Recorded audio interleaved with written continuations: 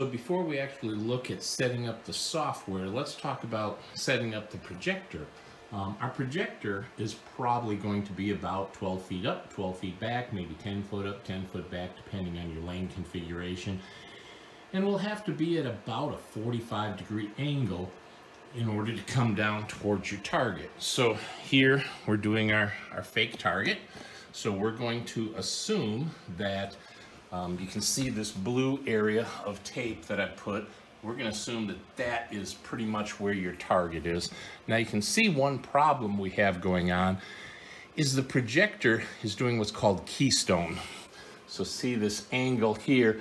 Normally projectors are on a table pointing up, and so the keystone is going the opposite direction, and it looks like the keystone of an arch, and that's why they call it that. That's the center rock in an old arch. But here, that keystone effect, we need to square things up to compensate for the fact we're coming down from an angle. And there's some settings you can do in the projector itself, and then there's other settings we're going to do in the software. Okay, so on the remote, I'm going to hit the menu button. So I hit menu here, and I'm going to zoom in a little bit so you can see what settings we're going to be playing with here. All right, so one of the first things we want to go to is aspect, let's go here, signal, settings, okay, keystone. So the keystone, normally by default, they go to an automatic keystone, all right? So what this is going to do is it's going to try to square it out. And it does a pretty good job, depending on the angle. So we can see here that the keystone, the automatic keystone, made it square, because it's got sensors in it to figure out what angle it's at and what it would have to do. The problem is, for us, it's not quite good enough. So what we want to do is use something called quick corner. So in your keystone settings, we are going to go over here to keystone, and we're going to put it on quick corner. Okay, and then I hit enter again. Now the advantage of quick corner is it lets me put the corners exactly where I want. So for example, now I'm at the top left, and I hit enter on that, and using the arrows, it lets me move this to where I need it to be. Now if you go to the extreme, it's going to say can't adjust any farther. So you can see, so that's the max I can do there. All right, so then from there, I can hit enter and go down to my bottom one, and then I can pull that in until it's square. And I can bring this up, I can bring it down. So it gives you a little more control instead of letting the projector handle all this itself. So using the quick corner, you can square out your thing and start getting it aligned with what you have there. Okay, so now we're looking pretty good. Maybe I'll take this one out just a little bit. So now using quick corner, we have that set. Okay, I'm going to exit out of there, exit out of there. Okay, so now let's look at some other settings that we may have to play with. We have our miscellaneous settings here, but it won't let me set other settings until I actually add an input, because one of the settings we want to change is aspect. Well, it's going to figure out the aspect ratio based on the input. So right now, I'm going to plug my pi back in. All right, boom. So now it'll take a second, and it will figure out that the pi is there, and there's our excitement. Okay. So now that we have that set, now that something's plugged into it, we can see there's an aspect ratio, and by default, they're normally set on auto in here, okay? Or 16:9, and so these different settings, you want to set it to 4:3. It's going to give you the best coverage for your target. So after your pi is hooked up, you can't do it when there's no input. When there's no input, you can still play with a keystone. Then after you hook up, then you can set your aspect ratio, okay? Now, realistically, when you first fire it up, it's probably going to be too big, all right? The whole size of the target will be too large.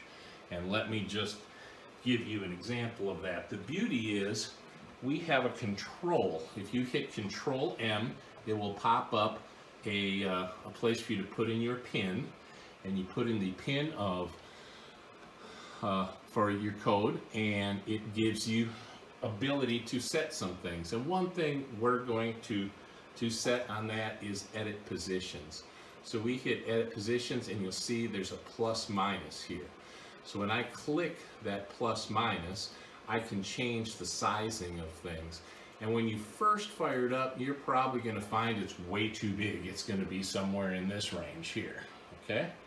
So we need to take that down a little bit. So we're going to make it smaller, smaller, smaller, and keep making it smaller until you can see the start timer and the logo and this menu bar in here. Now you'll also see each one of these has a little set of positioning arrows. So for example, I can take this stuff here and I can move it to the left. All right, so I'm going to turn off the projector setting there.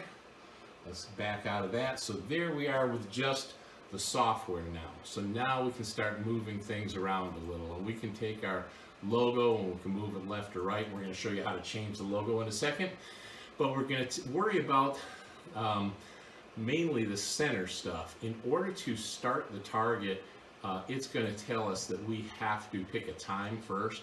So we're going to start the timer, and we're just going to pick one of the times here, and we're going to show the target.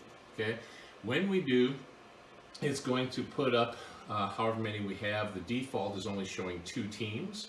All right, but and if we go again into our menu and put in our code, we can reset the teams, reset the games. So that's going to reset everything. One thing you also want to do every now and then when you go in here is click the update. When you click update, it will tell you if you're up to date. You definitely want to do this the first time you go to setup and see if there's any updates on the software, if we've released a new game or a fix for a game that's out there. So you can see, whoops, in this corner up here are the different options for edit positions, reset teams, reset games, and update. So click the update, check to see. It says we're up to date, so we're all happy there. So now we're going to just worry about our positioning again. So let's get back to our positioning. So when you default start, it's going to only have 2 teams, okay? So let's edit positions. We're going to do this, and it just shows 2 teams. But you want to add enough teams to max out what you're normally going to run, because we're assuming that this blue box right here is actually where my target is going to be. So we need our target to fall into that area. So we're going to play here a little bit, show you how that works. So the first thing we want to do is we're going to do end game, new game, and we're going to set up teams, and we're going to add enough teams in order to fill our entire screen here with 6. Okay, so we're going to add this one, and I'm just randomly grabbing any of the names here. Okay, so now I have 6 teams. I am done, and let's go show the targets. Okay, so a couple of things that we can see here. We can see that our screen, our projector is cutting off right here. So we want that cut off. We're assuming that this blue area is actually our target. Okay, so we're going to lift this up to where it's cutting off basically at the bottom of the wood. That we're going to have to do just by physically moving the projector. So I'm going to change the angle here of the projector a little bit until it gets to right there. Okay, so I'm looking pretty good there now. So we're cut off basically right at the bottom of the projector. So we're good there.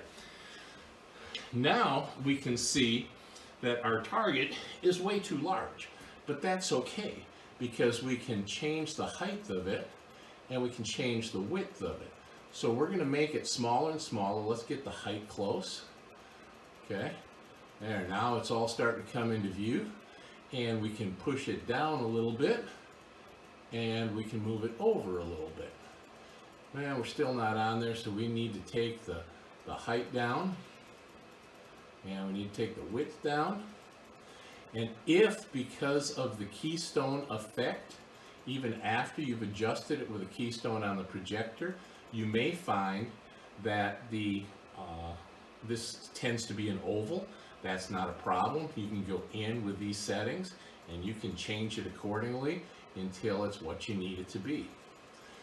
So now when we're dealing with our blocks, what we end up doing, and we'll show you a picture of this in a little bit, is we're dealing with 6x6 blocks on our end grain targets.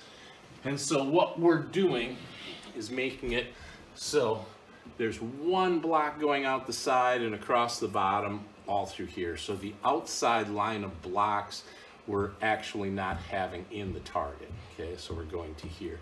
So this looks pretty good. That's about where we want our target to be if that is the area that we're throwing at. Then we can just adjust the things up above. So this doesn't quite appear to be centered. So we can take that over. And then if we needed to make it bigger or smaller, we can drop the width of this, and you can see as we do, it's going to shorten everything up here. So depending on what the area is you have to play with above the target, and if I wanted to move this down a little closer or up a little farther, and you take your logo and move it down. So this up to date, when you're done with that, hit the thing that was covering up the fact that our timer is sitting here. Let's move the timer over and down a little bit, okay? And here we can see all of the items in our menu. If everything looks good at this point, we can hit Control M again and it will all go away. All right? So that's how to set up the projector, and then using the Control M, use the software in order to adjust these things to fit the size that you need based on your particular setup. So it's going to take a little bit of setting the projector physically at the angle that you need. It's going to take setting it to the proper aspect, using the quick corner in order to move things around, then use the settings in the software to size it properly, and then move each individual component. And when you're done with that, you should be ready to go, other than setting some things like putting in your logo and setting the times. And we'll take a look at that, doing it on a screen where you get a little better resolution for the video. So that's how to set up your projector.